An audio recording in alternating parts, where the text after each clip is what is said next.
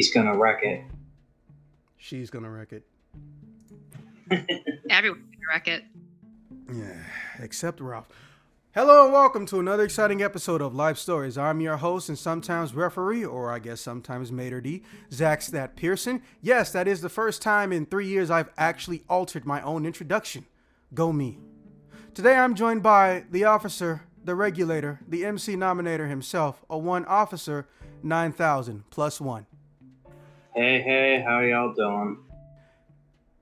Damn, that sounded extremely sad. And of course, I'm joined by the fan favorite tumor that is inside of my anus, a one Nico Mimi the Goth. I am back! Thank you so much for being so patient for my arrival. Not Zach's, no one cares about him, but my arrival.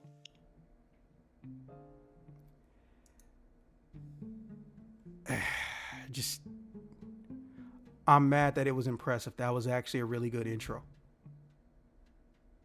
She's learning too fast. So, It's only a matter of time.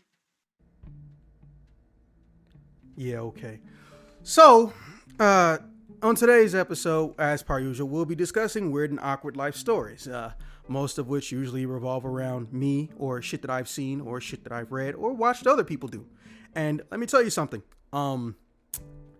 This particular story is about young Zax, okay? So, please do not hold me to a standard that the modern me does not, for lack of a better term, engage in anymore, or even think is an okay situation to be in or do, okay? I just want to point that out to anyone listening or anyone here that this is not something that is a I'm proud this happened or I was around for this shit moment, just so we're clear. And yet, even with that precursor, no one's gonna care. We're all gonna give you shit for it still. What do you mean? Probably. We? What is this we? It's you, motherfucker. Just say you. Speak for us all. First off, I'm gonna let you in on a secret that's never actually been a secret. The only time people listen to life stories in this group are the ones or the people who are actually in that episode. So literally 99% chance only you two are gonna know what happens in this life story. Oh. And the people that love us on YouTube and Anchor, apparently, and Spotify. We're everywhere. Anyways. All right. So, show of hands that I can't see. Who here has ever been in a strip club? That's what I thought. Huh? Yeah, I've been in one a couple times. Went to a club on goth night. It's basically the same thing. I refuse to believe you haven't been in a strip club, but we're not gonna fuck with that. Okay, so I kind of sort of ran through one with my homies, running away from someone. Oh. Yeah. That's smart. You know, like in those movie chase scenes where somebody hops a fence or he's in a business area, so he goes through the kitchen area to the front or vice versa? Yeah, it was kind of like that. But we didn't realize it was a strip club. And I don't know how this story actually ends because I didn't follow up.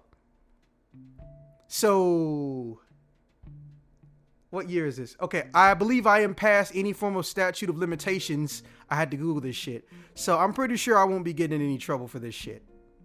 This is a great start that you're pretty sure. Not entirely sure, pretty sure.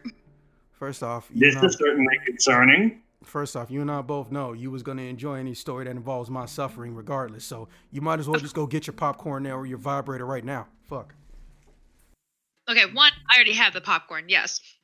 A vibrator, implying that I get some sort of pleasure? Listen, no. I have to enjoy your suffering and... I'm disturbed. Sax is gross, guys. He's gross. I'm gross. I wonder what happens if I press Control H on your computer. Anything that gives me that kind of pleasure is not going to have your voice or your face anywhere near it. La la. First off, I said my suffering. I didn't say my body. And this, ladies and gentlemen, is how they hit on each other. Out! Peace! Like she would even last 5 fucking minutes. Anyways. Alright, so As you may or may not know, Illinois residents have a very, very annoying time when it comes to utilizing boat travel in Lake Michigan. We basically fucking can't unless you're rich, and it's literally only because the state and the city don't want to put funding into a public access situation. That's literally it. That's literally the only fucking reason. So, because of this, if you want to do Lake Michigan-based travel, you're limited to every other state and country that is around Lake Michigan, except in Illinois. So if you're in Illinois, you got to take a Metro or some form of train or shuttle bus, or not shuttle bus, or bus to Milwaukee, Kentucky, I think Indiana, don't quote me on that, Michigan, and of course, the Great White North itself, Canada. Now, me being young at the time, I have no idea how the fuck to navigate any boat-related shit on Lake Michigan. But I have a lot of friends that do. And let's just say some of these people ain't my friend no more. Okay? Oh, dear. Mm-hmm. So you already know where it's going. In fact, I believe you still know one of them, but we'll talk about that when Nico's not around. I can handle it. I'm an adult. As we've discussed, whether it's verbally or intimately, you can't handle more than 5 minutes of me. Anyways, so basically, the fastest way for an Illinois resident to go to Michigan without, going through traffic and shit, or car-based, is through the train into Milwaukee and then onto the boat. And in fact, you could actually bring a car on some of those boats, which is pretty cool. And I didn't know that. You can actually bring a car to ferry across Lake Michigan into Michigan. You're so impressed by putting a car in a boat. Transportation on top of transportation. I just like how she missed the part where I said young Zax. Yo. I already forgot about that part. But we're pretty cool. Like I said earlier, we in Illinois, it's weird. We're the only state around Lake Michigan who can't ferry in Lake Michigan. It's fucking annoying. At the Lake Michigan Club, ha. I'll give you that one because that's a club we want to fucking be in. Okay, so fucking I started talking to my friends like, hey, well, I mean, can we like do a trip or something? It was like, well, it is summer break. I was like, yeah, but we're also grown and it's summer break. So if we go somewhere for the summer, do we really even need to ask for permission and shit? Dude, no, we totally don't. And just so we know, dude bro's name is Tony. And he is the definition, if not the archetype, of the dude bro. He actually does surf, and he ends a lot of his sentences with dude. They're a dying race now. Like, I kind of want to find a place to go observe them, like see this ancient history, ancient culture. Well, I have a link to one that looks like a literal Greek statue, and he's also a model, and he lives in Michigan. I would advise against tempting her. And he also ends most of his sentences with dude, and he kind of sort of could pass as Fabio's kid. See, there's a simple solution. You just tell them not to talk. Easy peasy. Well, I mean, I don't hate that he's a dude, bro, but if you wanted to see him, like, I fucking know him. If you went to Asen, you'd see him too. Asen still hurts. Last for Asen, a victim of 2021. Yeah, I'm indifferent, but I go to more conventions than y'all, so. Reason why I'm here. My soul is so dead from the lack of conventions, I can actually tolerate being around Zax. Which is ironic, because the first thing I'm gonna do when I see her at a convention is fuck her makeup up and make her angry. Yep, that's how they flirt with each other. Is it really flirting if it's destructive? Is it really flirting if it's bodily harm? Yeah, like, I know she's gonna try to kick me in the dick, but her foot's so low to the ground and my reflexes are so good, it's a moot point. I know she's gonna try. I'm not even mad. I would respect her more for it. I would legit be proud if she tried to kick me in the dick for fucking up her makeup. I'm not even joking right now. But I know it's a moot point because who got the wingspan, motherfucker? No. I was saying it's a boot point. Yes, terrible pun. Don't laugh at his terrible puns because he won't stop if you do. Ha! More puns. Well, let's continue the story. I need a Brazilian woman. These Asian women getting uppity. Anyways, okay. So, me and Tony try to figure out who's all going to want to go, and we're going to try to figure out like how to divide the price up. But also, me and Tony, we've done our fair share of traveling, and we know what it's like to ride on a congested Greyhound. So our first thought is, let's limit how many people can come so there's always leg room in the van or SUV. His parents had both. I was like, let me tell you something. When you riding with dudes and there are no girls, it sucks. And no, that's not a pervert thing, Nico. Just want to clarify. You mugs are almost always shorter than men. Okay? Since that's a thing, shorter people in the van or SUV means more space for everybody. That I will give you. When I've seen cars full of guys, they're so squished. But girls make up for that because we have like 50 bags. So you can already tell she's one of those people that they go to a fucking weekend trip at grandma's house and they got 3 bags for no fucking reason. You can already tell. Oh, there's a reason I have the 3 bags, but yes, I do have 3 bags, sometimes 4.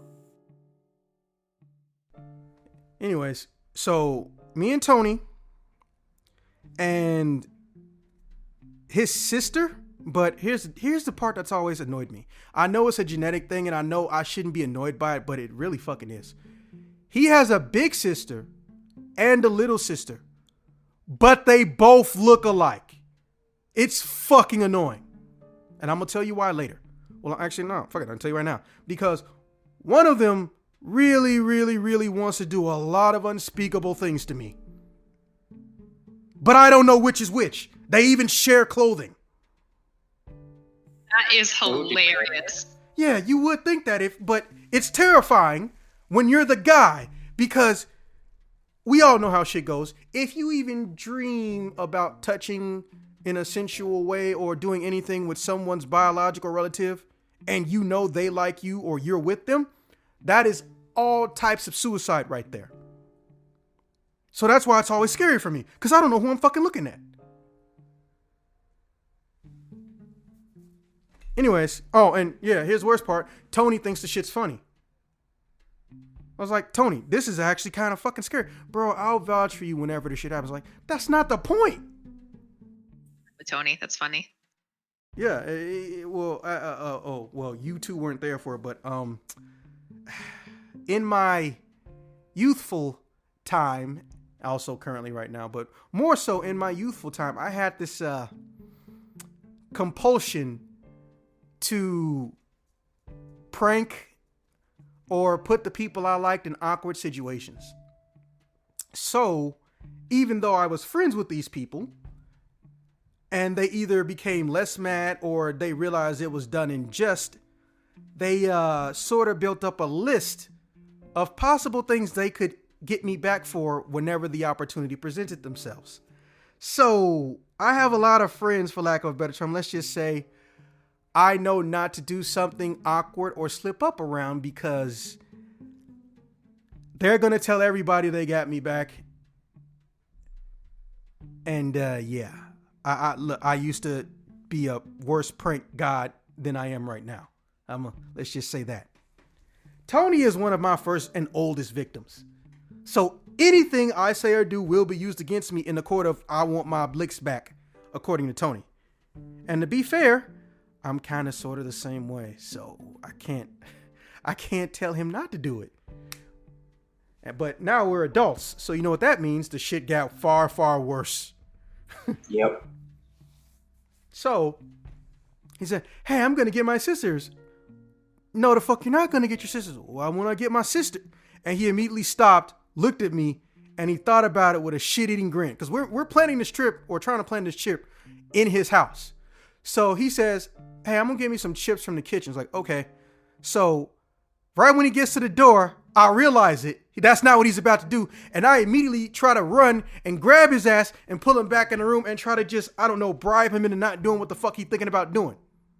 But here's the problem.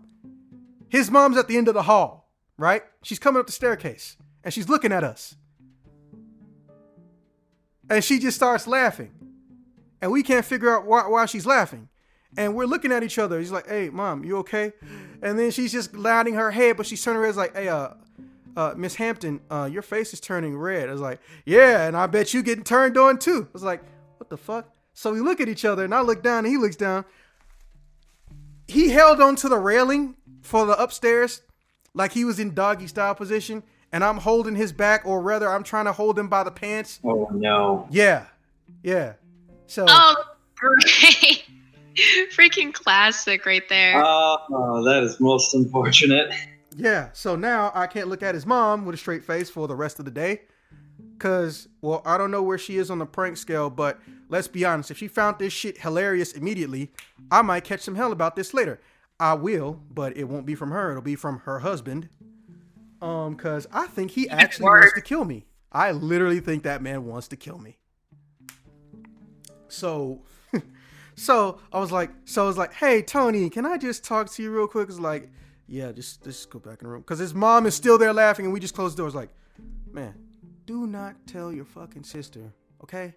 Please, just, can we not do this? Boom, boom, boom, boom, boom. And we're just like, okay, well, your mom wants to know what the fuck's going on. So we open the door. Well, I open the door like a fucking idiot. It's his little sister. Now, her name, I actually don't know because, well, I've only met his little sister 7 times. I've seen his big sister hundreds of times. So it's easy to forget her name, even though her face is the same as the older one. But we're going to call her Nikki for the time being. Now, Nikki comes in and is like, not tell me what. And then he just looks over. And I was like, he doesn't mean you. This is Nikki? Yeah. Oh, thank God. So there's something you don't want to tell Jackie. I was like, now Jackie's actual name is Jackie. So I was like, so he looks at me and he's smiling again. Cause I know what he's about to do. He's about to pull a fucking Nico and he's trying to put me in some awkward shit. But I have a patented technique that I can only use on people who have a penis. I call it the high subsonic throat chop, where I answer the question, chop the person with the hand that's closest to them in the throat so they can't say whatever they're thinking about, and nudge them out the way and push whoever's fucking with me out the room. Right? But Tony, he's kind of sort of at my level of combat. Like, he took up boxing, but he realized his leg game wasn't shit. So me and him used to spar from time to time. I think there was even a small time when he was on the amateur circuit before college, and he's just on my level. So I can't just brush him off like he a little punk bitch. So I was like, no, nothing's wrong. So he comes and elbows me in the rib cage, and I'm mad because I taught him how to do it.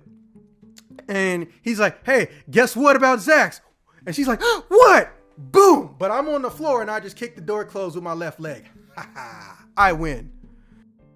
You like that he used your own move against you. That's pretty great. That is pretty funny, yeah. Wait, though. By kicking the door closed, so she was already suspicious. There was already something that she knew was going on. But kicking the door closed in front of her, that just like escalated how important it is that you hide whatever it is. You made the situation worse. Yes, thank you. I learned that later, okay? Help. It also got... I mean, this was young Zach's though. It also got worse within the next 30 seconds.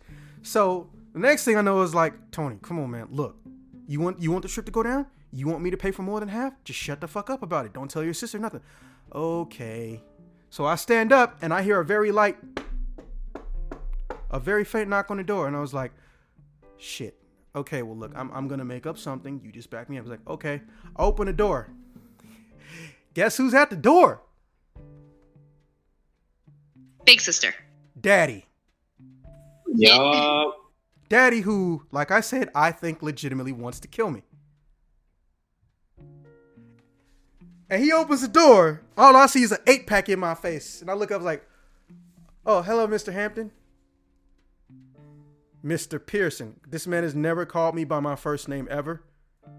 Ever. All of his other friends, he's called by their first name or just called them boy if he didn't care about who they were. I am always Mr. Pearson. His wife, I only know this because his wife fucking told me.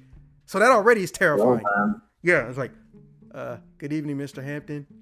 And he puts his hand on my shoulder slowly. That's scary. But I think your life flashed before your eyes. You're about to die. The moment is here. I just like how y'all enjoying how fucked up this sounds, but that was almost kind of sort of what I was thinking. It's like, oh shit, this is finally the day he gonna beat my ass. Anytime he's touched me, I just think, oh shit, this is finally the day he's gonna beat my ass. I never figured out why he hated me. Well, I do at the end of this story. Would you like to not kick doors in my house? Yes, sir, I would like to not kick doors in your house. That's what I thought. And if you're going to close a door, do me a favor. Now he starts tightening his grip on my fucking coat. Don't slam doors in my daughter's faces. In my house, Mr. Pearson. It's like, yes, sir, Mr. Hampton. So I'll stop looking at him at this point in time. And Tony's just laughing his ass off because, well, I mean, Tony just thinks it's funny that no matter what the fuck happens, he always says, hey, no matter what type of joke or prank I do, like, well, you're still my dad's bitch. It's like, this is adding more ammo to that. So then Nikki gets in between us. She's like, why are you doing this all the time? You know, I don't think I've ever heard you say his first name. He's slamming doors. Yeah, well, he was trying to keep a secret that they didn't want me to know about. Helpful. What kind of secret? And he looks at Tony. He's like, oh, not like a illegal criminal thing type thing, dude. He even calls his dad dude. It's just there's something Zax doesn't want to tell my sisters and he wants to keep private. And I've never seen that man smile in my life. And I never saw it again. Oh, you want to not tell my daughters things and keep them away from you? I mean, yes, sir. Oh, okay. Come here, Nikki. But Dad, get the fuck out the room, Nikki. Oh my gosh. Okay, I love how the dad just like, perfect. He doesn't want anything to do with my daughters. Good. Fuck him. Bye now. Yeah. That's some good parenting. I didn't realize it when I was young, but I know now that is the type of father I strive to be. Anytime anybody wants to date my hypothetical daughter, I'm going to punch a hole in the wall right next to them just so they understand their place. I mean, tactics. Half my fucking military friends bought a gun the day they found out they had a daughter. I already know what the gun is for. My coworker that he's gonna have a daughter here soon, his first one. Fuck you. I am not having a daughter. My first child will not be anything female. I don't hate the idea of raising a female. There is so much, not karma's not real, but there is so much fucking revenge or coincidental reality shit that's possibly gonna happen. Like, I'm, for lack of a better term, as my friends like to put it, some form of a noble. So my daughter is possibly going to be a thought or an e-thought, which would, oh my God, that would destroy my soul. Because there's some bullshit that says that daughters are often like their mothers when they were young. It's total bullshit. And they're usually, their personality is on average the opposite of their father unless they're a tomboy. I was like, so if my daughter's not a tomboy, she's going to be Phoenix Marie. And if you're not sure who Phoenix Marie is, Nico, Google her. Yeah, count how many dicks you see in her. Anyways, so I'm just like, I look at Tony because we don't even know how to interpret that. I was like, does your dad hate me because he thinks I want to bang his daughters? It's like, I don't think I've ever heard you say you want to do anything, nasty with my sisters. Like, I mean, Jackie is, well, yeah, you and Jackie get along, but I think the real issue is just that, there's the age problem because Jackie been grown and we just got grown. So I was like, yeah, that is the thing. Because Jackie is the oldest child. Tony's the second oldest. Nikki's the youngest. And me and Tony are only days apart. But Jackie got 5 years. But when I hit 17, don't get me wrong, Jackie didn't look at me sideways or nothing. But me and Jackie, there was a small point in time where me and Jackie were hanging out because her job, was it Tasty Freeze? No, she worked at some ice cream place, some mom and pop ice cream place, was not too far from my place of residence. And over the summer, I would randomly get ice cream, but I wasn't coming there to see Jackie. I was just there because, hey, the shit was good. Oh yeah, frozen custards, Lindy's frozen custard. That's what it was. It wasn't ice cream. It was frozen custard, whatever the difference is. And Oh yeah, they do ice cream and chili. yeah, it's that that place over there by the Planet Fitness. So you know that area quite well, and so do I. And we got to talking, and we got along. And then one day in the middle of the summer, it was hot as fuck. Lindsay got off work and asked me, "Hey, do I want to ride home?" And she came from behind the counter, took her apron off, and I learned that Jackie was very, very stacked. So I tried to hide in the back seat because I didn't have a coat on, so I had nothing to hide my dick with. I couldn't go in the bathroom because the store was closing, and I wasn't about to just go outside with a giant broadcasting dick shadow or dick tower. For those who don't know what the difference is, Nico, a dick tower is when you've made a horrible mistake in your adjustment of your penis in your pants during an erection. So it's trying to poke directly straight out, which is the worst thing it could do when it's being blocked by your underwear and your pants. And also, it looks like a tower that everyone can see. Now, incredibly obvious, yeah. Yeah, and it's very fucking embarrassing. The more you know. And it is very, very fucking embarrassing. It happened to Jean-Claude Van Damme once. The internet never let him live it down. Anyways. I feel like you have to mess up really bad to get that to happen, though. Like, I've heard guys talk about having to shift their erections before. Yeah, but I don't have any way or time. I don't have any way or time to do it efficiently. Now, I could use the pocket technique. And yes, I'm going to explain that too. But the problem is that my actual pocket length is too short for me to do it. And then also, I was worried about if I make a long step and I make dick shadow, which is, well, it's literally just the entire outline of my dick going down my pants. Like, don't get me wrong. I was not a virile fucking dude or anything, like that. Like, I was not a monger for ass or anything, but boners just came faster in that summer. Okay. When you're young, like, I've had guys tell me it just the wind blows the wrong way, and it's like, oh, time to get up. Yeah, it's one of those things most men don't learn about till later, or they maybe never learn about it. But we actually don't have to be horny to get an erection, but we think that because normally that's what happens and our brain tricks us. But no, it's a matter of blood flow. You can just get a boner based on your blood flow. But yeah, science. Anyways, so I can't do the pocket technique either. Now, the pocket technique is when you shift your dick around so it's hiding and not doing the whole tower or broadcasting situation by literally shifting it over or lightly plinking it until it shifts downward or in a different direction while your hands are in your pocket, so you don't have dick hands, and you also can make sure no one can see you. Because no matter how you do it, as long as you do it slow, no one can tell when you're doing it. I don't have those options. So I decide I'm going to sit in the back seat. And right when she unlocks the car and I open the door, I just super fast shift my shit around. Mega fast dick shifting.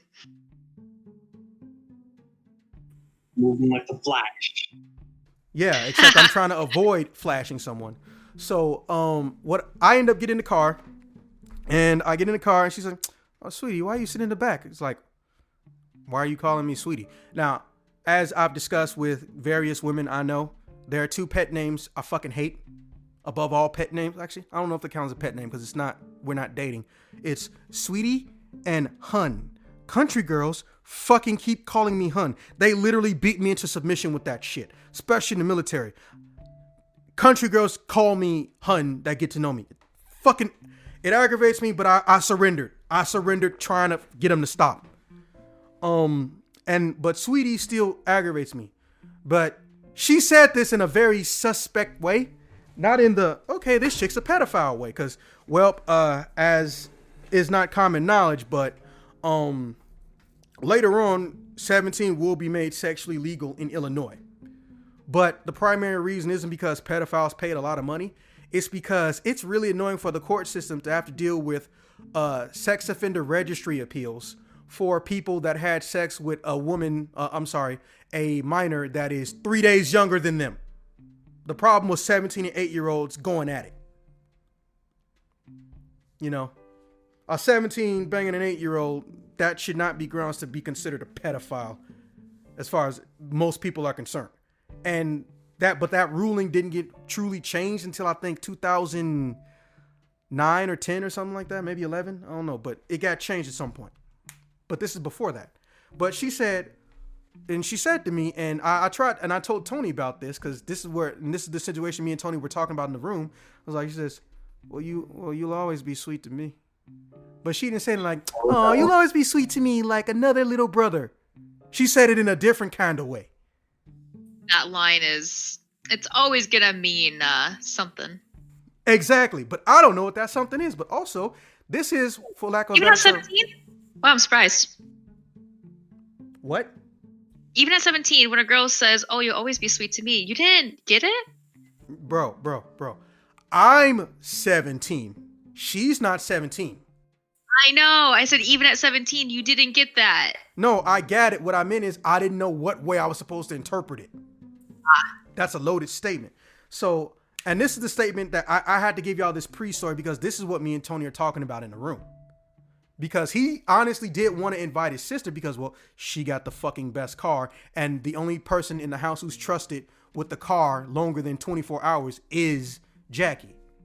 Not that Tony's a fuck up, but he may fuck up. And Nikki is my age.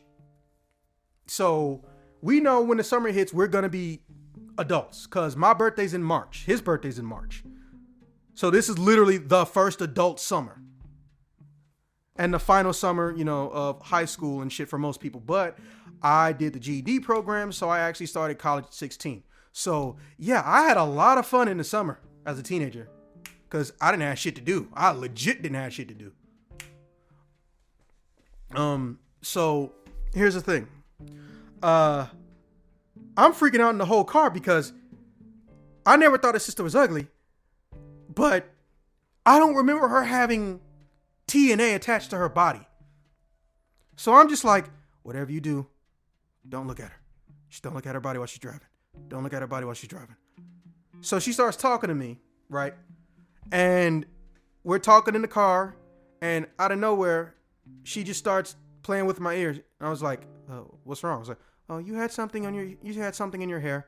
Now, I am of African descent. I am a Creole. Most people don't even know how to register what the fuck that looks like. Most of those people, usually Caucasian. So, fucking with Creole hair doesn't carry the same stigma as putting your hands in African hair. However, I'm also part African. I'm an African descent Creole. So if you're putting your hand in someone's hair, A, you think they automatically trust you, or B, it implies there's a level of intimacy between you already. Or there could have actually just been something in my hair. I don't know. But she immediately sent me right back the fuck up. I'm over here trying to calm down. But Dick getting a little bit too hard-headed, but I can't beat his ass right now. And she just said, nah, fuck that. You going right back into space, bruh. You ain't coming down. So now I'm sitting in here in a fucking front seat of a car, and I'm trying to fold my legs and lean the seat back or something. And I told Tony, but I was like, bro, that is odd. It's like, yeah, but what does it mean? I don't know. You're her brother. It's like, yeah, but you really think my sister's trying to fucking hit on me? It's like, fair point. I love that description of odd, not inappropriate or not like off the wall or not like anything else, just odd. Yeah. Odd indeed. Yeah.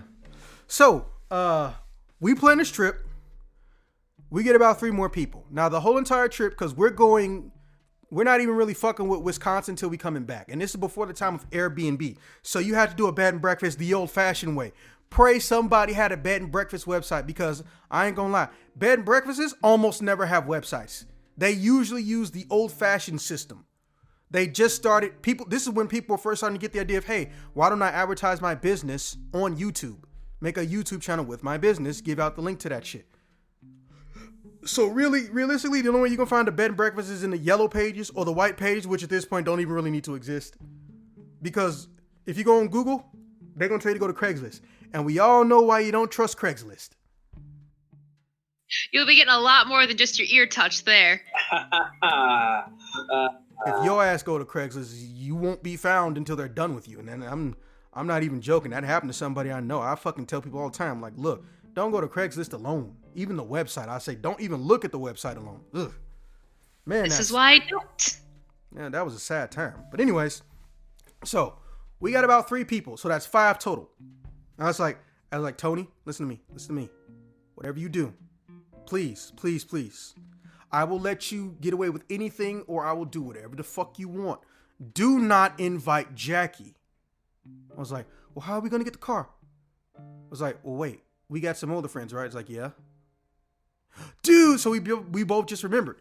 See, here's the thing about people don't know about renting cars. Fun fact, Nico, you've only been legally allowed to rent a car for 3 years. Did you know that? Actually, yes. We celebrate that on my 26th birthday. Wait, 24th? How? 24? I thought it was 26th, Michigan. My bad. No, it's kind of unilaterally 24. But anyways, so we had some older friends. Well, Tony kind of did, because Tony is what you like to call a ambiguous pretty boy. Girls like him, but they never really ask him his age. So there are some girls he's straight up dated, and they assume he's a college age, and he's 18. And here's the thing, though. We also had guy friends that were older, just because we're guys. We kind of don't care the age group of our friends, unless it's like, you know, a genuine kid, like they don't have all the teeth in their mouth. And Pretty much. yeah, I know. And I know it's a double standard, but we can get away with it. So we get away with it. So anyways, we call up this dude named Joseph. I don't remember his last name, but we call Joseph, and Joseph rents a car for us. We pay him in full.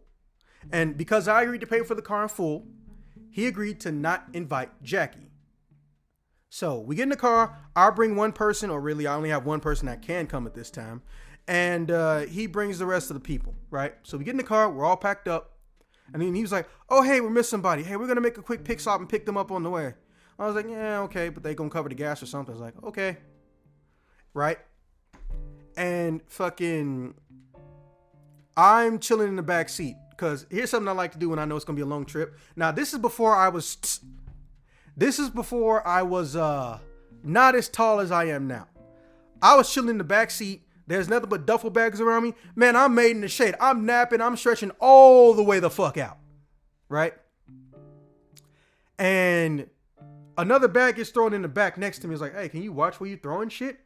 And I just feel the car move. Boom. And Tony's like, hey, what do I told you about jumping around in the car? It's like, sorry. I was like, that sounded familiar. I turn around and fucking Nikki is crawling on top of me. Oh, Jesus. Why did he invite his little sister? Why did he invite his little sister to go on a trip with a bunch of guys? Incredibly foolish. Off, shame on you for assuming we're all assholes like that. But secondly, it's because not a great situation to be in. Like, I'm not implying that you guys actually are horrible people, but just think about that setup on paper with no context. Not a great setup. 2 girls, 3 boys, but she's also not tall, so it was perfectly fine. But here, and then I immediately start looking at Tony. It's like, hey, Tony. It's like, hey, I'm driving. Please don't distract me. Tony, why the fuck is Nikki here? And she just, you actually know it's me. I was like, yeah, because you're the hyperactive one. I was like, oh, well, I mean, you said don't invite Jackie, right? I was like, fuck. I did say don't invite Jackie. So, what ends up happening is, man, I say that in every episode.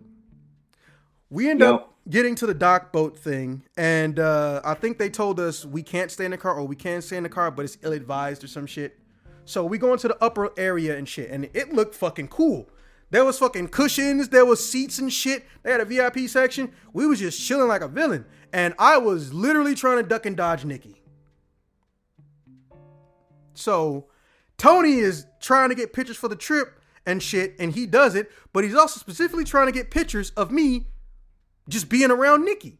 And I was like, nah, that feels like a bad idea. I was like, for what? Ooh. Because your dad might see it. Tony is devious. No, Tony is someone I trained too well. I taught him how to do what he does by doing it to him, and it's biting me in the ass. Ha. Yeah, you would say that. But see, here's the thing. I know the game. I taught him everything he knows, not everything I know. So I knew he was going to try to put this shit on this newfangled website everyone and their mom loves, Facebook. And yeah, and that his dad is on his Facebook. I knew exactly what he was trying to do. He was going to tag me in the shit, right? And I knew his dad was going to try to talk to me or say, you can't be on the strip, or just some random shit, or try to find us. It's like, Tony, you know what your dad might do? No, that's the best part. It's like, so then Nico just comes into it and is like, you're enjoying this, aren't you? It's like, yeah, I kind of am. It's like, so does he hate you or something? No, and I told him when I told you guys, I pranked him too much, and blah, blah, blah. He just wants his revenge. So anyways, I throw Tony off my Facebook. But he doesn't realize this until later that night. At this point, we've gotten off the boat. We are tired as fuck because we didn't sleep the whole trip and we got to the Airbnb. We were supposed to go do some exploring at this point in time in Michigan, but everyone's like, man, fuck this shit. I'm going to bed. Right? And I said, hey, Tony, just so we're clear, your sister's not getting in our fucking room. Like, sure, Zax. Nah. I don't like the way you said that. Listen to me. Your sister not getting in our room. It's like, I mean, it's not like anyone's going to think you're a pedophile. It's like, see, the fact that that's the first place you go already bothers me. I was like, okay, I don't even know how much younger your little sister is. It's like, you don't know how old my little sister is? Like, no, dude, I've only met her like 7 times. You keep forgetting. She was at a different school, or because she was in a sports team or something. She always got home like an hour and a half later. So right when she would be coming home, I would be going home my damn self if I ever visited their place. Right. And the only times I saw her was for like 4 or 5 days straight in the summer of the 7 times I met her. The 7th time being, before we started planning this trip. And her dad damn near terrorizing me. So I'm just like, oh, dude, she's like 3 months younger than us. I was like, what did you say? Yeah, she's like 3 months younger than us. So your sister turned 18 in November, December. It's like, I don't give a shit about female birthdays. Yes, I know it was wrong for him to say that, but I just remember thinking to myself,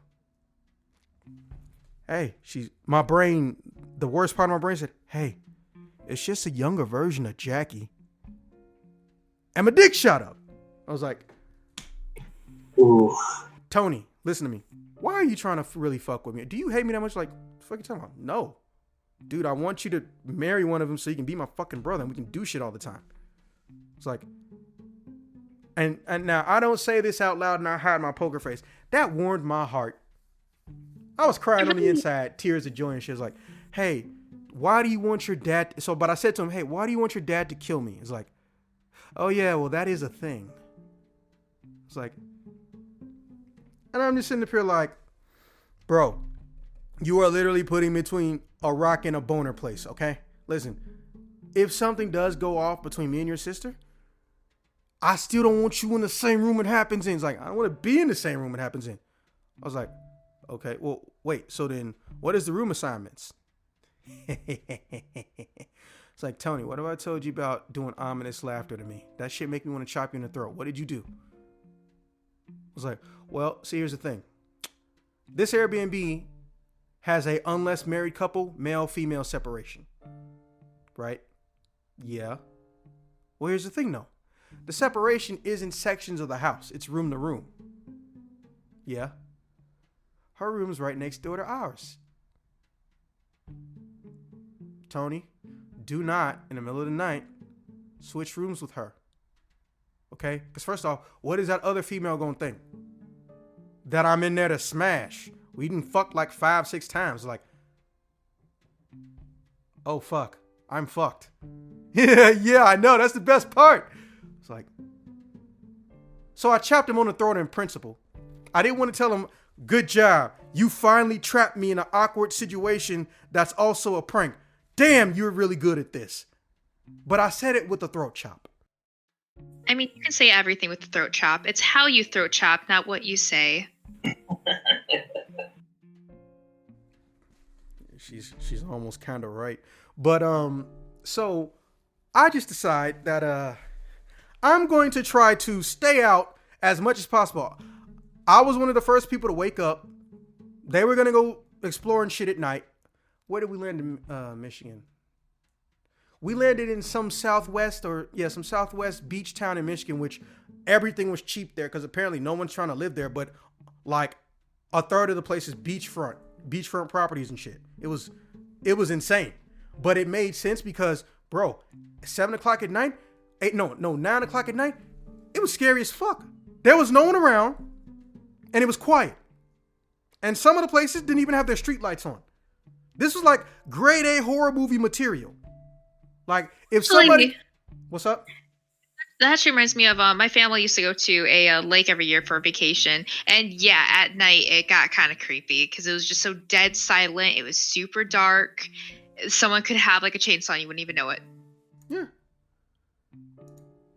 And I'm pretty sure you can still look up that place from Google. Let's see. I know I don't makemymove.com. Let's see. Augusta, Minnesota, Harmony, Minnesota. What the fuck is on Harmony, Minnesota? That's what I want people to move. List your community offers. Obviously, I'm going to edit this part out later. Giant pauses.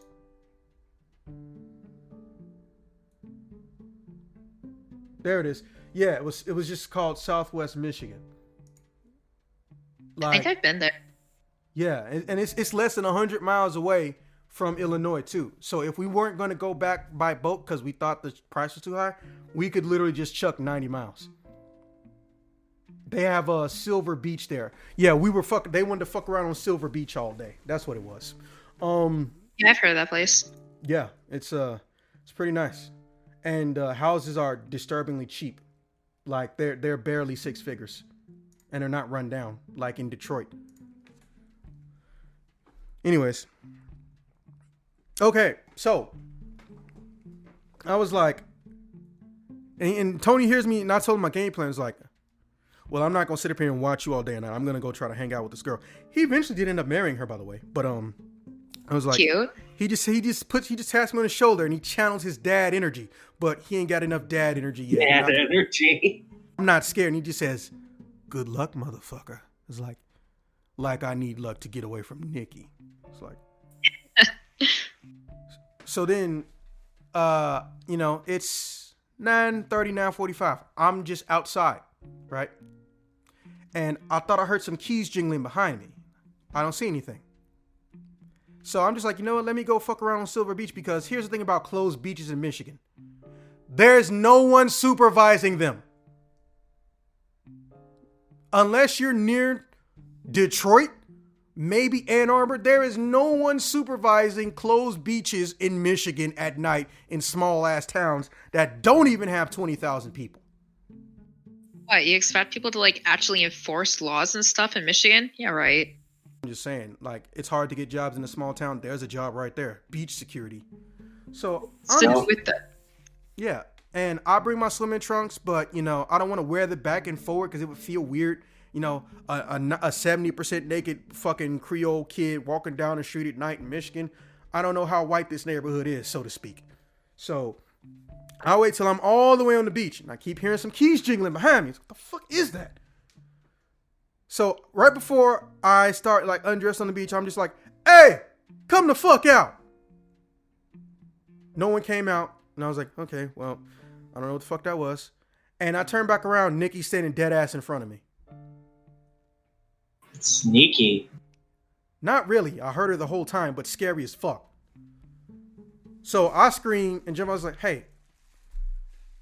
And she asked me one of the most cliche things you can ask somebody when you're a teenager. And I was just like, man, it was old even when I heard her say it. It's like, hey, so do you like me? I was like, did you really just say that? In 2000, year I don't remember, possibly 7. Yeah, right. And I told her fucking, oh, she's typing something. And I told her, I was like, hey, listen, Nikki, you and your sister, look, I know. I was like, no, but let me finish. You and your sister look alike, but me, I'm not weirded out by that. You do look unusually high levels, a lot alike. Like, I don't know.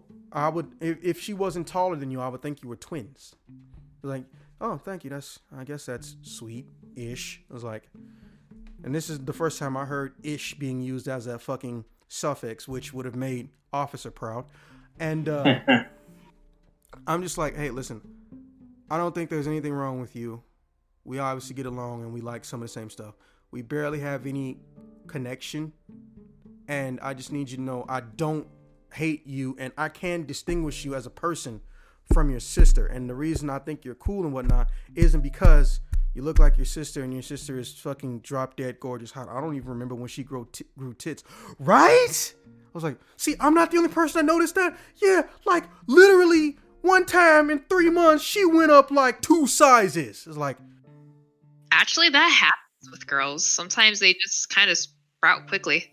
I was like, is that normal? Like, so I was like, is that normal? I was like, I don't think so. She's bigger than fucking mom. I'm like, well, yeah, your mom kind of got mosquito bite tits. So she punched me in the shoulder. And I was like, okay, I deserve that. I could have phrased that better. Right? So I started talking to her and I was like, I'm trying to convince her, like, look, I don't think we can be a thing per se, but you know, I don't have a problem with, are you really, and she customers, are you really going to try to get with my sister, dude? By the time you're old enough to drink, she's going to almost be 30. She doesn't know that it's very, very common for every man on this fucking planet under the age of 21 to have a sexual interest or fetish with older women. But I'm playing the part. I was like, well, yeah, that's something I'm really going to have to think about at night when everyone's asleep. Oh, dear. With lotion, because Vaseline feels weird. And I'm just like, yeah, oh no. Well, hey, let's just go for a walk or something. I was like, I want to be with you. I was like, that sounded different. I want to be with you. I know you just said you want to be in a relationship, but now you're saying I want to be with you. So I'm just like, well, what do you mean? And she fucking throats me to death on the spot. Like, all I remember is blinking, and then her tongue was in my mouth. She knows how to take what she wants, so, you know, respect, girl. Yeah, the sociopath would say that. Anyways, so I was just like, hey, I was about to kind of go swimming, and I have swimming trunks, and you just made me practically impossible able to wear these swimming trunks. Well, I mean, if you get in the water, won't it calm down and stuff? Like, yeah, it will in cold water, but also, you know, yeah, I would jump in that pool and I would jump in the water and fuck with you the whole time. It's like, you and Tony are so much alike, you don't even understand. Oh, no, I totally understand it. See, he likes teasing you, but I don't want to cock tease you, but you're kind of sort of forcing my hand. I was like, I can't tell if you're joking or not. I was like, and I like this one. Shut the fuck up. And then she grabs like my whole entire, like, well, her right hand, my left cheek, no, my right cheek. She grabs the entire big ass hand of my right butt cheek. Oh. I was like, hey, Nikki, listen, you know your dad. Yeah, he probably is going to try to kill you at some point. Like, why is everyone in this family so calm with that idea? My family is too great. They know what's going on. But you think it's the calmest shit ever that her dad possibly wants to beat me within an inch of my life. What it is yes, she likes you. Yeah, Tony likes you too. But it's like they understand that what their dad wants to kill you. It's just a natural part of life. You know, you can't fight against it. You just gotta go with the flow. Yeah, you would want me dead, motherfucker. My whole point is, like I said, I understood later on, oh, this is some good dadding right here. He gives a shit about his daughter's involvement with their potential partners, and he wants to extremely vet and destroy them in case they try to play the knock-up or the pump and dump game. Because, one, he didn't raise no hoes, but sometimes, I learned later, his daughters don't like to acknowledge the fact that just because you like some guy or somebody doesn't mean they won't try to pump and dump you. Something I've been trying to teach women even before I was a man. Like, listen to me. Yeah, he's hot. Yeah, he's fine. I ain't trying to get with you. But here's what I'm trying to tell you. I know that guy specifically. He will pump and dump you. He will give you the pillow talk and dash. Do you not understand? This is a bad idea. And it usually ends with, but I think I'm completely hideous, ugly, and unattractive. This is possibly the best I'm gonna do. As long as I act good or fuck good, he'll stay. They don't say those words, but that's what they're fucking thinking. And at some point, I had to realize I'm doing more damage to myself mentally and psychologically and emotionally by getting invested with these dumbasses. But this is before that. This is young Zax. Like I said, he hasn't learned that not so much you can't save everyone, but sometimes just because they look like they're the most boring, plain, or mundane people doesn't mean that they're worth saving, because on the inside, they're fucking Trump. Well, I mean, I'd rather not have this guy who'll treat me with respect and love me for the rest of my life and give me my kids if I can get with this guy who's built like a supermodel or Clayton Chapman, which I mentioned earlier, looking like Fabio and shit.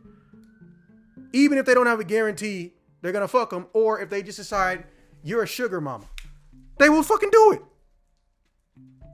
The shallow game runs deep in stupid people. And I won't now say specifically stupid people because this behavior happens in men and women. But I haven't learned how to just walk away from women who act like this shit at this point in time in my life, because I'm still holding out hope, or some other dumb young idiot Zax, how I smack the shit out of him so I'm walking down the street logic.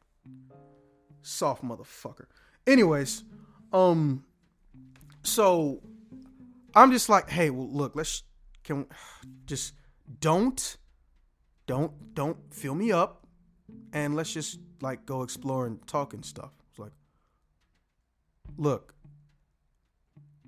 I don't just want a boyfriend. I want you as a boyfriend. It was like, I understand that, but there's some weird stuff I can't tell you about that me and Tony know about that have happened. Obviously, I'm referencing the Jackie shit, and it's just, I don't really know how to tell you, but I really don't think right now is a good time. Also, let's not forget what you're about to do. She's getting ready to go to some college or some shit for a sports career. Now, I'm not mad at her. In fact, I'm happy for her. But she doesn't know if she's going to go local or not. I don't want to be the reason she turns down a good college. Also, what is her dad going to do to me if he finds out I'm the reason? But I don't think she'd be dumb enough to tell. But Tony is Tony. That's a pretty fair. He would probably destroy you. Oh, yeah. Or not even probably. He's one of the few parents that I've known about that actually knows where I live. Because, well, I was never the shady boy or the one who pretended to be nice and just a pleasant, here you are, Mr. Such and Such, you have a great child, motherfucker. But I wasn't the asshole kid, and a lot of people's parents thought I was just funny. So they would actually have conversations with me and shit, you know? And I know for a fact that man knows where the fuck I live. And I know he knows what college I go to. And I know he knows I walk sometimes to the bus stop. This is a 6'4" man, 200 pounds, and he's 90% muscle. He could literally park where the bus stop is going to be, put on a coat and a hat and I can't see him, stand at the bus stop, wait for my ass, cover my mouth, and throw me in his car and fuck me up. He also sometimes goes to Hayes Park and uses the gym because there's a gym in Hayes Park. But guess what? They have a lockers with no locks on them. And he knows I go there sometimes to swim or go to the gym. But I specifically don't go on the days he do. And he can fuck me up. And no one would know it was him. So I'm trying to work up the courage to tell her, but I'm also starting to feel a certain type of way. So while we're walking around and eventually she slams me into a wall and she's about to tongue me down again, I was like, oh, I think you think I'm the... Well, no, that wouldn't be correct. Like, oh, I think you think I'm a simp in this relationship. Now, this is before simp is a thing, and this is a head conversation. I switch positions, and I'm doing what I do to next, and I have a good neck game, and all I hear is strip club. It's like, the fuck, honey, no, don't try to like dance for me or some shit. It's like, no, strip club. She okay, wait. Oh no. Finally gets the thing she wants. She finally gets you doing things to her. So good manipulation game, girl. She did it, and then she distracts you with the strip club. No, The she fuck? didn't distract me with a strip club. She noticed one, and it wasn't manipulation. Fuck you. I beg to differ. Yeah, you would beg to differ given your fucking expertise on the subject matter, but I've dealt with your kind since I was 12. It wasn't manipulation. It was me being scared and finding reasons to not tell her about the situation with Jackie. And if it involved me putting my tongue in her mouth, it didn't really bother me. But I'm just like, wait, does this town even have a strip club? I was like, well, I mean, it's kind of far, but I think the sign says it's not in this town. I was like, so then we walk out the alley to look at this billboard better, right?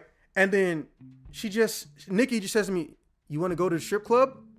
And I look at her, and a giant light flashes from behind us, and it's Jackie with a flashlight, right? What the fuck? Yeah. But guess who's behind Jackie? Her dad. Why would her dad be at a strip club? No. But I knew y'all would say that. Behind us is her mom. It's Miss Hampton, whose first name I forgot. But she's an annoying asshole that likes laughing at my suffering. So I think I'm going to give her a very unique name that no one actually has here. I'm just going to call her Kelly with a Y. Yeah. Legally distinct. Okay, still, don't go to a strip club with your mom. That's still weird.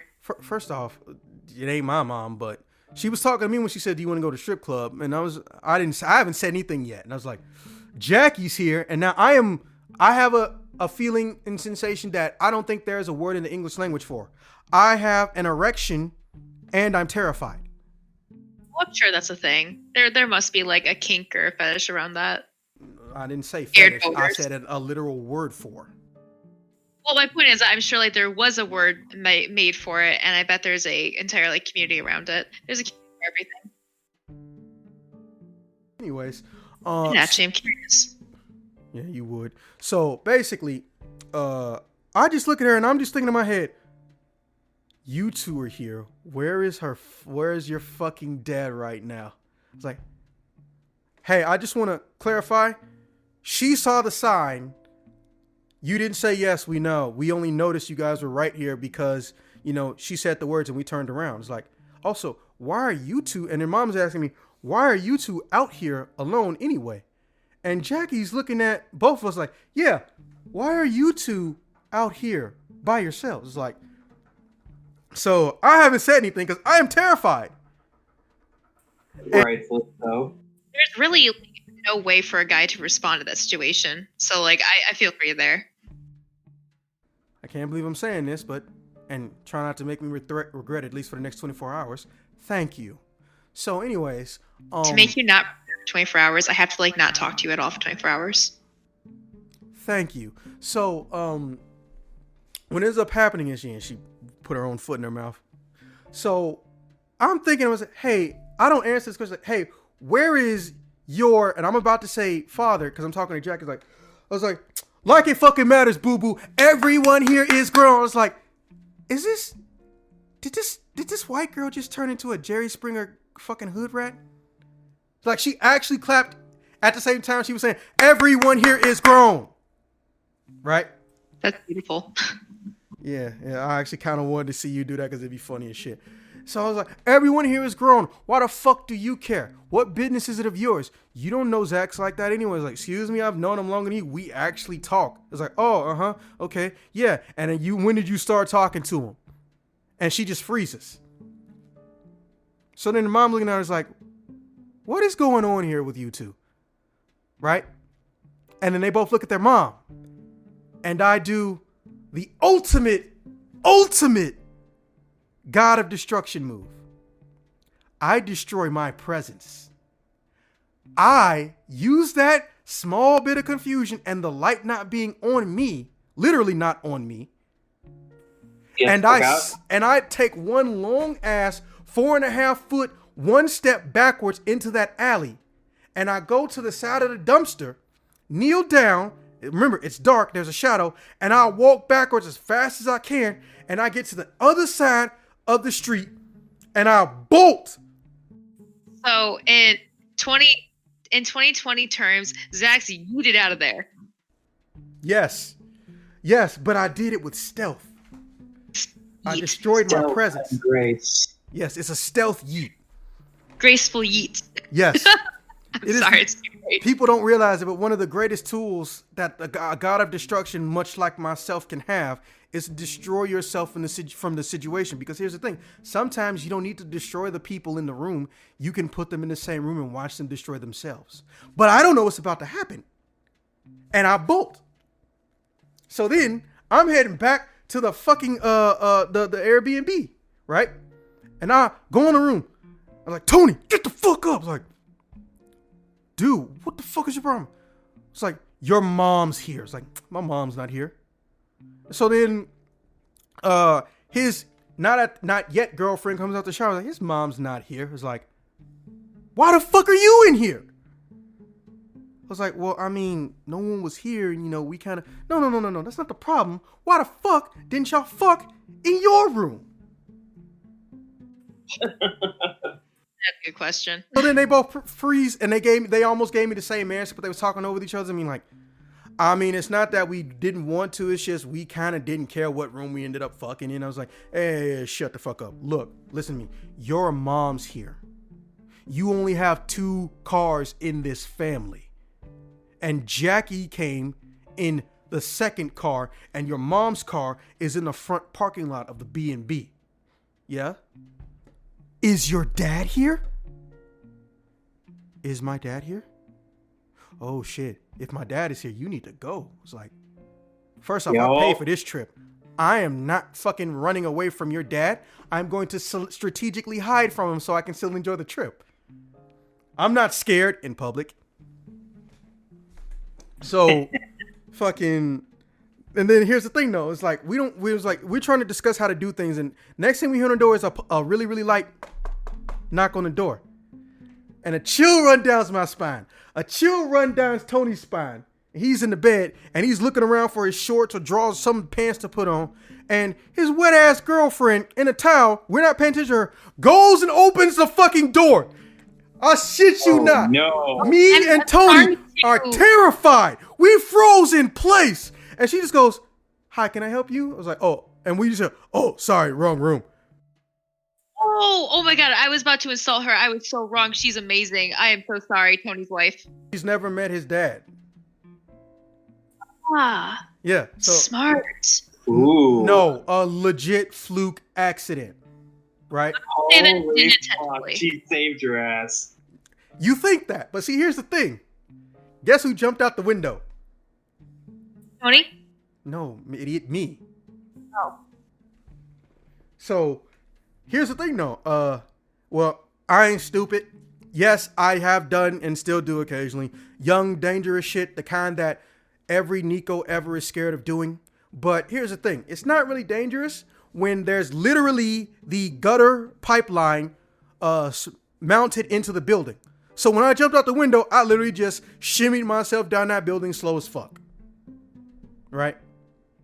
So what ends up happening is I see a car. I just started walking like, man, what the fuck am I going to do? Well, look, if I'm going to get fucked over tomorrow, I'm still going back to the beach. My dick's calmed down. And I'm heading back to Silver Beach, I think is what it's called, right? And I take a completely different route to get there. I'm on the opposite side of the beach. Like, if you saw me from the other side, first off, holy shit, your eyes are good. But I would look like a tiny speck to you so you wouldn't know it was me. I was using distance to my advantage, right? So I'm about half block away from there. And I see some car lights. And I move to the side, and then the car goes the opposite direction, and then it stops. And then I turn to look at the car. But I slowly just like, no, don't make yourself look suspicious. And then the car starts going in reverse on a one-way street you're not supposed to. I fucking bolted, right?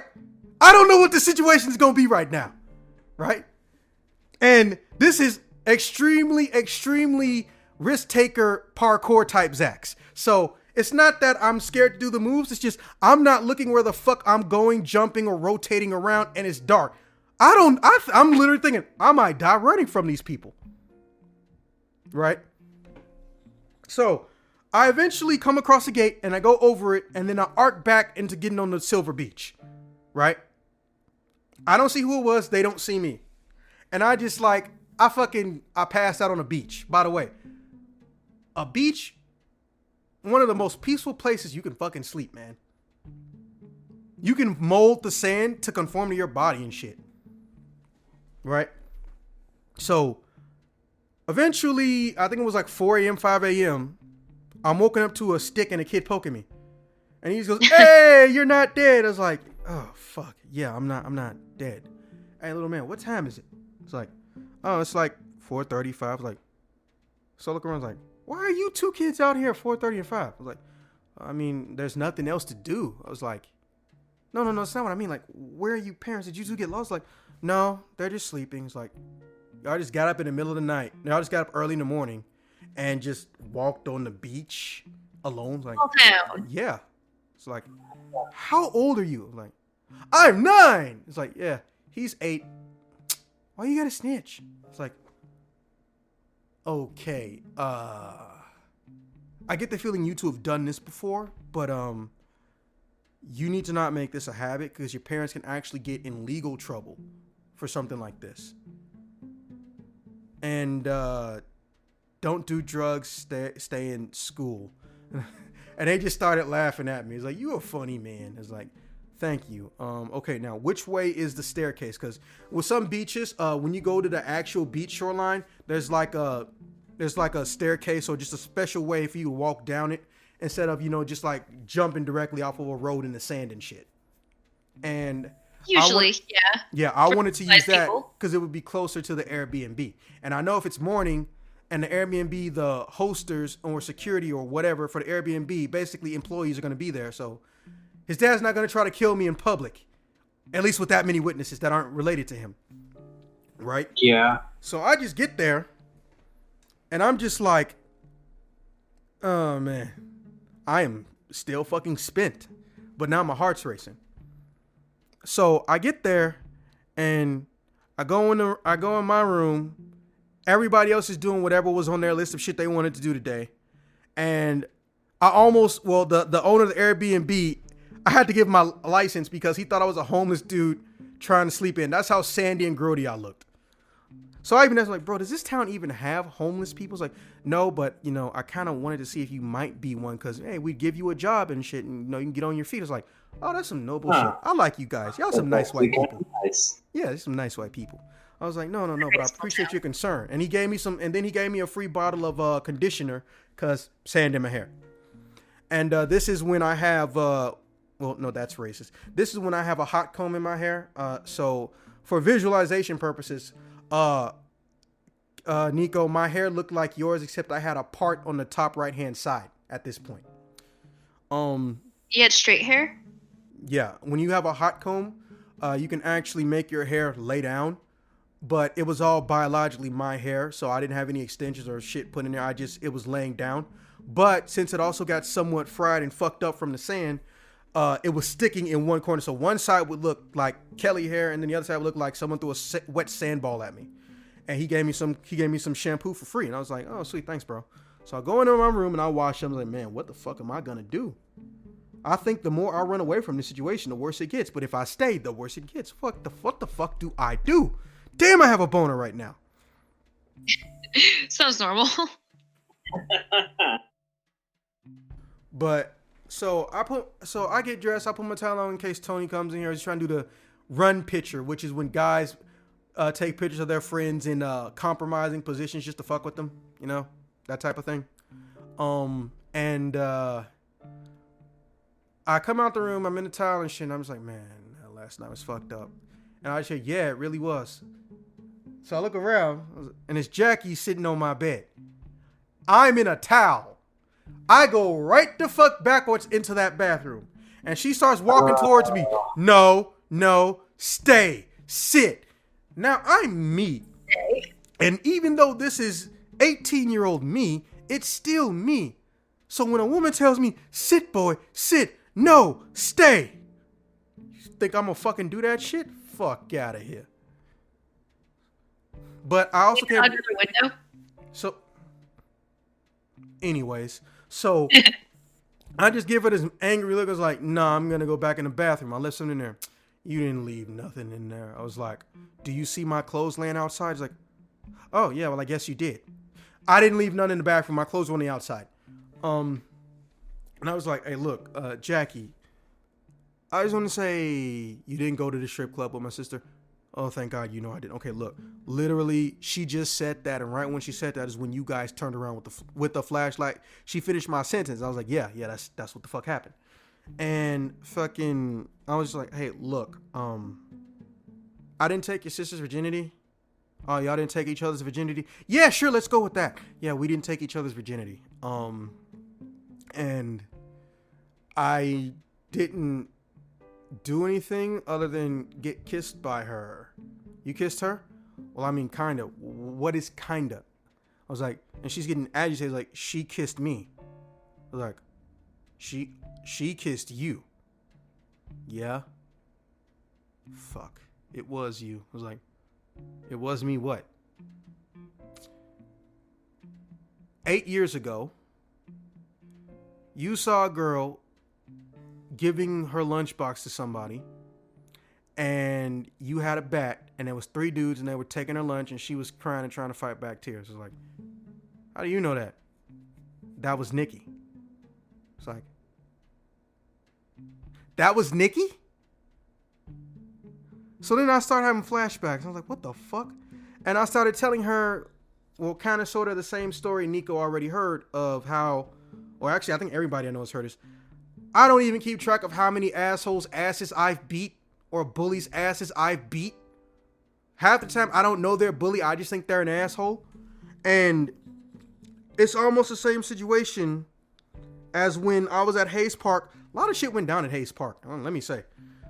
Where I got my first kiss because I accidentally broke the fingers of a dude literally hitting a girl under the bleachers so hard you could hear it from halfway across the park. Didn't know who this girl was or realize who she was. And she was a friend. She was a big sister of my friend. Nico, you were there for that story. This girl I told you, like, she basically... I was there too. Yeah, well, the one, I got the first, gave me my first kiss, but I was scared of her and shit. Oh, I remember now. Yeah. Well, there are similar stories like that, but it doesn't always involve the person having some type of attraction towards me. But there are just similar stories of me fucking up somebody's bully and not remembering or even knowing who the fuck it was I saved. That's a very common theme in my life. And fucking, I'm just like, so has she had a crush on me this whole time? Yes. Now, me not paying attention, Jackie has now gotten 15 feet closer to me. 15 feet I don't like. Social distancing and all that jazz, or social distancing times 2. I was like, hey, Jackie, why do you keep coming closer to me? I was like, I don't think you're that stupid. I was like, why do you keep saying cryptic shit to me? Jackie, I don't think you're trying to do this. Stop toying with my emotions. And she looked at me confused, like, what do you mean? Look, let me get some clothes on first. Can you step out for like 3 minutes? I was like, okay. So I get dressed, and now I actually have time to hide my boner. Go me. And then job. Now, I hear her knocking on the door. I was like, and I freeze. Like, hey, just so you know, my dad's not here. I was like, Jackie, he was here last night. I was like, no, he wasn't. So both y'all got the cars, and he's not here? Like, no. So your mom just woke up in the middle of the day and said, I want to spend a couple $100 to come see what you guys doing at Airbnb. Well, she's more scared Nikki's going to get knocked up. But Nikki's not actually a slut, but she's still scared she's going to get knocked up. Because anytime we try to teach her sex ed stuff, she tunes us out. It's like, oh, that is kind of scary. And then I hear, where is he? And then Oh dear. Jackie stops talking. I'm halfway dressed. Right? So then I hear Jackie go running down the stairs, and I just hear, oh, hell no. Here's the thing, though. I don't know what the fuck I can do right now because the Airbnb people, they know I went down the pipe. They told me not to do it again. They seem nice. Also, I don't know if it means I'm going to get kicked out. Fun fact about Airbnb, they can revoke your stay. But I know I ain't about to go the fuck outside. So, what I do is, I knock on the door next door. Tony's girl. You know what? Let's give her a name. Let's just call her Deborah, because I don't know what the fuck her name is. I feel bad about it, but hey, Tony's not gonna see this. I knock on the door. It's like, I think Tony's dad is here. It's like, the guy that probably wants to kill you. Like, why is everyone so calm when they say that? So she's like, okay, come on, right? So I go in that room, and then next thing I was like, Mr. Pearson, and I started having a shit fit. But wait a minute, it's a very nice and polite Mr. Pearson. I'm like, oh, hey, you can open the door. I was like, and it was the husband. It's a couple, but it was the husband who runs the Airbnb. I'm gonna call him Mr. Jackson because it'll make a funny pun later. It was like, I'm sorry, listen, just so we're clear, there is no pornographic filming. And then Deborah goes, excuse the hell out of me. I was like, wait, Deborah, wait, I think I know what's going on. Hey, listen. So I tell him about how there's a dad here who thinks I like one of his daughters and he's hell bent on killing me, even though I have not had any type of sex with his daughter. It's like, oh, okay. But he's not a resident, right? It's like, okay. Oh, don't you worry, Mr. Pearson. I'll be back in 10 to 15. Now, this man is 5'8". He probably don't weigh no more than fucking Nico. Nico could probably take him in a fair fight, right? He goes downstairs. Excuse me, sir, are you Mr. Hampton? And I put my ear up to the door, and and then Deborah does the same thing, and she's next to me. Oh dear. She's wearing a tube top. And then we start listening, like, I don't hear anything. And I'm like, yeah, I don't hear anything. And I just stop mid-sentence, and I am, remember, I still have a boner at this point because of Jackie. I am staring at Deborah's tits. And then she looks at me and says, if it makes you feel any better, I know you're not an asshole, but I kind of have to do this on principle. What? She slaps me into the door, and my head's already in the door. I was like, okay, I kind of sort of deserve that. Not on principle. Yeah, unlike some people, she's actually hot. Anyways, so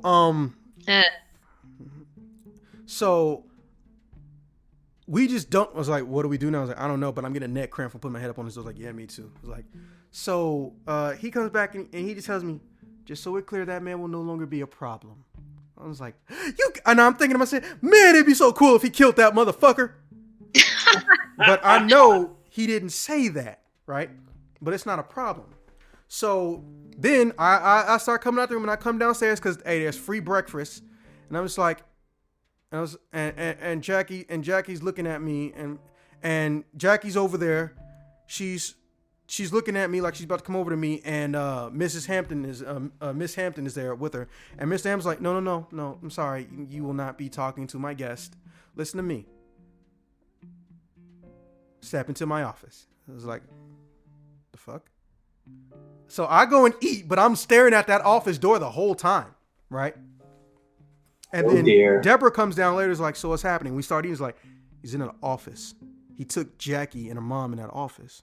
Where's Big Hampton? Or where's Big Ham? That's her nickname for Mr. Hampton. He hates it, but unfortunately, Mr. Hampton and I have a very similar condition where we're not about to just hit women that piss us off verbally, because we know exactly what the fucking judge, the police, the coroner, and the DA is going to do. Oh, hey, Mr. Big Ham, how you doing? Big Ham, like, he hates that shit. His whole face turned red. But he's an asshole to everyone who likes his children. So, kind of had it coming. And I was like, I don't think he's in that room. And she's like, hey, where the fuck is Tony, by the way? I was like, oh, did you two get into a fight? No, I want some morning dick, and I haven't seen him since whatever happened with Charles. And I was like, wait, Tony? You don't know where Tony is? Huh, that's strange. So, Sorry. yeah. So what ends up happening is Jackie's allowed on the premises, Mrs. Hampton is not, and Mr. Hampton is not. They're not barred from the premises, but they're not allowed on the premises until after my group's stay is over. But Jackie was allowed to get a room. And I was like, oh, fuck. Why the fuck did she get a room? And then Deborah's like, man, I actually kind of, I legit feel bad for you, bro. I was like, thank you, Deborah. But I don't know what the fuck I'm going to do. Every plan I had is pretty much going to shit. It was like, yeah. Hey, can you find Tony? I was like, well, that's not a mood killer, but I'm actually kind of worried about where the fuck he is now too. Because remember, at this point, no one has seen him for 10 hours. So, I actually know this is a point in time in my life, and this is how you know I'm young. I still know all the cell phone numbers in my phone by heart at this point. So, wow, dating you. Officer, why does she act like she's much younger than us when she's only 2 or 3 years apart? Yeah, don't know. I have all the phone numbers memorized. Then that means don't nobody call you because you barely got any. Anyways, so I use the house phone and I try to call out. I get voicemail. I was like, hey, Tony, really worried about you. For the record, I'm still alive and your dad is barred from the premises. So if you're like, running from him or something, hey, it's cool. The Airbnb is a safe space. And this is before that term becomes popular. So eventually at some point in time, I just started actually doing shit I wanted to do that day. I went into something I always thought was a beautiful thing, but I rarely get to experience in a big city. I went to a mom and pop restaurant. Yeah. Like, it is quiet as fuck. The upstairs is basically their actual living residence. The downstairs is they converted into a restaurant. I don't know why, but that level of quiet and silence is, I enjoy that. I normally only get that when I'm in a library, but I get to eat here, right? So I'm just like, man, this is de-stressing me. I needed this. But, this is my life story. So peace isn't going to last long now, is it? More than likely not. Yeah. So Nikki sees me through the glass window. And she looks at me and she pauses and she starts getting a little sad and walk off. So I knock on the glass like, hey, no, Nikki, what the fuck? Come here. And she's like, you not mad at me? It's like, Nikki, why would I be mad? Come on, sit, eat, and don't cry because shit's going to look weird. And everyone in this cafe is looking at me with this stink eye shit. But here's the thing. I don't know if it's traditional stink eye, which for those who don't know, traditional stink eye is, why is that nigger hanging around our women folk? Or if they think, motherfucker making girls cry and shit. How dare you? She's pretty. You don't make pretty girls cry. Most of the girls I have made cry, they aren't actually pretty. They just think they're pretty. Like some people I know. Anyways, so I'm just like, look, listen, your dad's here. It's like, are you fucking serious? Shh, calm down. Yeah, your dad is actually here. But the Airbnb people, like the actual owners, barred him from the premises and barred your mom. Why the fuck is she here? Like, okay, Nikki, calm the fuck down. And I was like, so is Jackie. And actually, I kind of saw that one coming. I was like, you saw that coming. But she wasn't invited. Yeah, that was a secret we were trying to fucking keep. Wait. And so then she starts getting affectionate. You guys didn't want Jackie to come? I was like, I'm scared to say it, but I say it like a question mark. Yes? Oh. It's like, okay, there is some underlying shit going on right now, but you know what? My plate's full and I'm not about to deal with this shit. Listen, Nikki, I got some stuff I want to do today, and all of it got derailed and stuff, but hey, later tonight when it's all done and whatnot, or I'm done taking pictures, you wanna hang out? And when I say hang out, and she has a smile on her face, literally just hang out and talk about stuff. Yeah, that's all we're gonna do. I was like, and I'm just like, excuse me? Excuse the hell out of you? Yeah, Nikki, that's all we're gonna do. Okay. That line, excuse the hell out of you. I was like, okay, Mr. Pearson's like, Nikki, we're just going to talk. Uh-huh. And I'm just like, okay, I can't get through to her. So we hug. She tries to kiss me. And then I just hear, oh, motherfucker. So I look around. I don't know who said it, but again, everyone got quiet. There's tension in the air. And they're just looking at me with this angry face. But I don't know if it's, ew, a nigger touched our sacred women. Or this asshole, abusive boyfriend got his girlfriend back. You know? But I'm not about to make an assumption. So I leave, she leaves, right? At this point in time, no one knows where Tony is. So I go through at night and I say, hey, I tell her Nikki, I call Nikki up and say, hey Nikki, I'm about to head back. I'm about to head back to the place. But first I'm gonna check on Tony because I found out where he is. Tony is, and then right when I hear that, right when I say that, I hear Nikki go, get off the phone! It's like, what's wrong? Mr. Pearson, click! I was like, is he in the Airbnb? I don't know. I'm on a cell phone, and so was Nikki. I don't know if Nikki just called me from the Airbnb, right? So I'm just like, you know what? Besides the strip club, I know that there's a hotel in between, or a motel in between both of these small towns, or there's a motel at the edge of this small town, something, I don't know. So I go and I leave, what was this place called again? I legit leave Southwest Michigan. So at this point, I think I'm going Southeast Michigan, or maybe Central Michigan. I don't know, but I take like a shuttle bus or something, because they were apparently around, because Lyft and Uber were not a thing, or either I just didn't have an account at this time, but I don't think they existed. And I went home to the motel over there, and I got a text from Tony.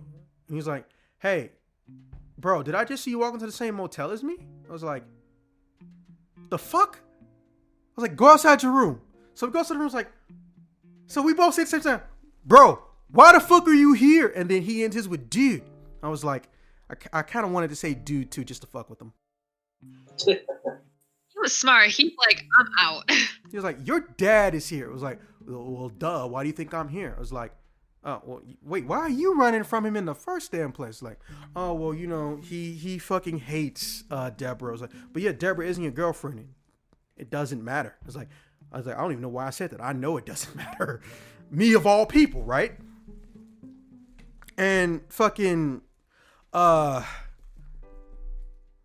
Now that makes me think, was it the frozen custard place by Planet Fitness or a different frozen custard place? But that's irrelevant.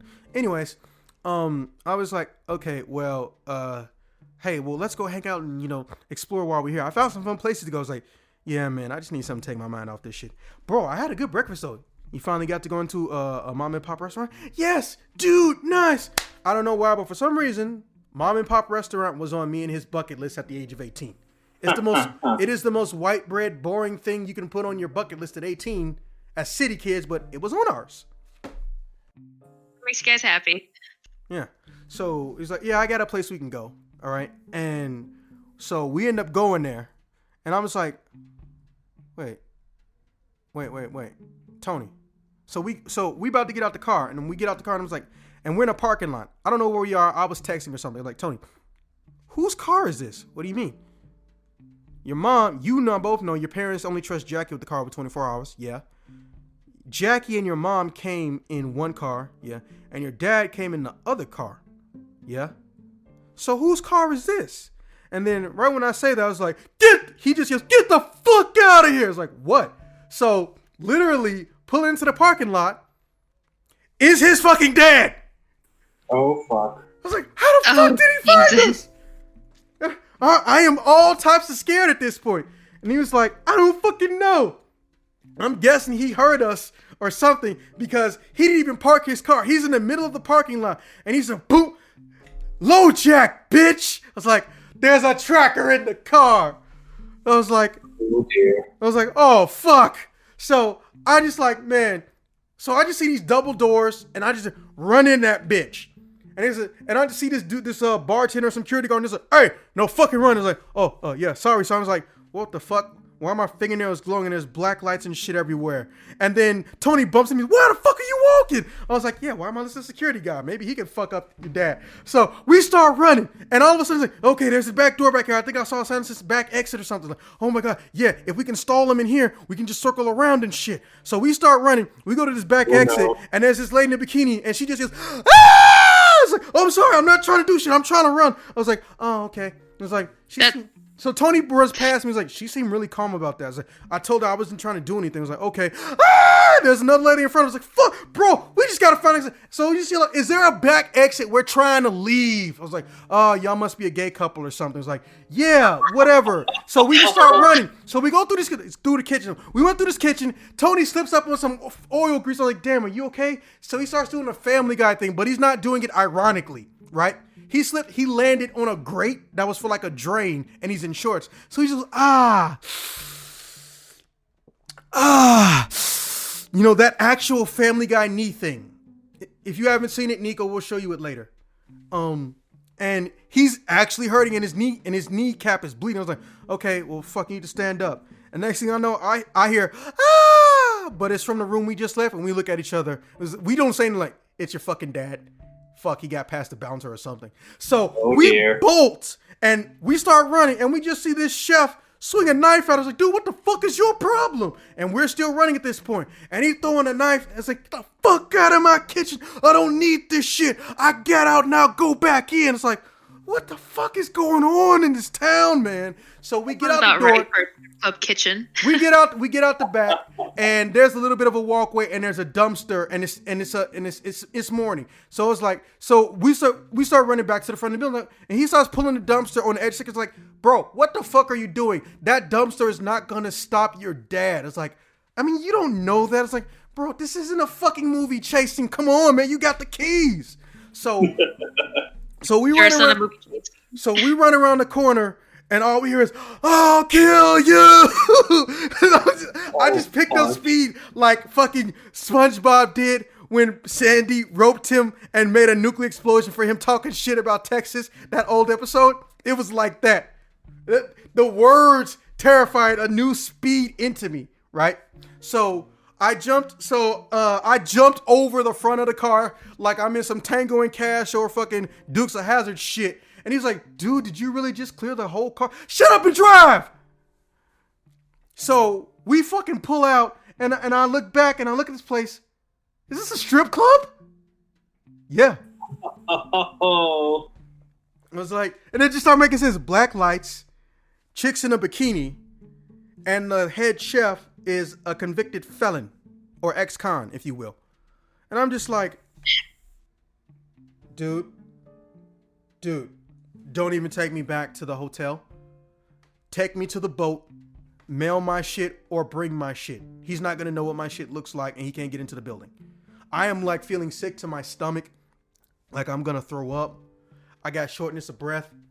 I'm sweating like a motherfucker, and my hands won't stop shaking, man. I can't deal with any of this at all. And he looks at me, he knows I'm being dead ass. He's like, I'm sorry, man. I was like, bro, look, I could say this is your fault, but let's be honest. Before you guys were born, your father was going to be like this. So it was like, so he got a little bit teary-eyed. He didn't say nothing. It was a quiet car ride, and we went back. And I just thought, and then I get on the boat, and he sees me off, and I was like, I thought about it for a second, like, wait a minute. Does Deborah know you went to a strip club? And I said this while I'm on the dock, or while he's still on the dock. He just looks at me and he does the, I don't know, with a shit-eating grin on his face. The end. Rude. What the hell? Jesus. Yeah. So this concludes this episode of Life Stories with Zax. Nico, any questions? Remember, kids, don't do drugs. Well, yeah, that doesn't count as a stupid question or a question. Officer, any questions? Beware of friends' dads, especially when they're the fucking juggernauts. Apparently, he actually knocked unconscious 3 security guards. I found this out later. Fine, man. Oh my fucking god! Yeah, he knocked out 3 security guards. Girls need to date like nerdy guys who won't threaten their dad, because that's what I did. So I never had any drama like that. You ain't had no drama because Lee don't look like the type to cause any. Exactly. So my dad was A-okay with that. I mean, if you want boring and safe, I'm not gonna stop you. Never said he was boring. Say again? Never said he was boring. Oh, well, hey, at least he's not boring in bed. Congratulations and kudos to him. Okay, so yeah, that's pretty much how the Jackie Nikki saga part 1 ended.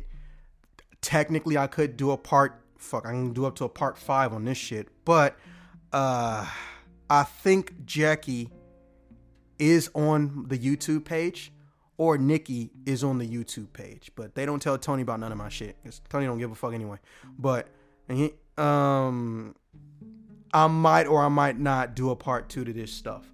But I will say this, more than likely the next story will not be specifically a continuation of me trying not to be killed by Mr. Hampton. And eventually I do end up beating his ass, which go me. But obviously that wasn't little baby's ex, okay? That wasn't little baby's ex. And I did not walk away clean. I won, but I limped away. But the cool part, his whole family took my side. That's nice, at least. Well, that's good. Yeah. And I didn't get fucking arrested. That's even better. Yeah, it turns out their neighbor was like a fucking DA. And for those who don't know, it's a district attorney. All right, well, with that being said, I will see you guys when I see you guys. Bye.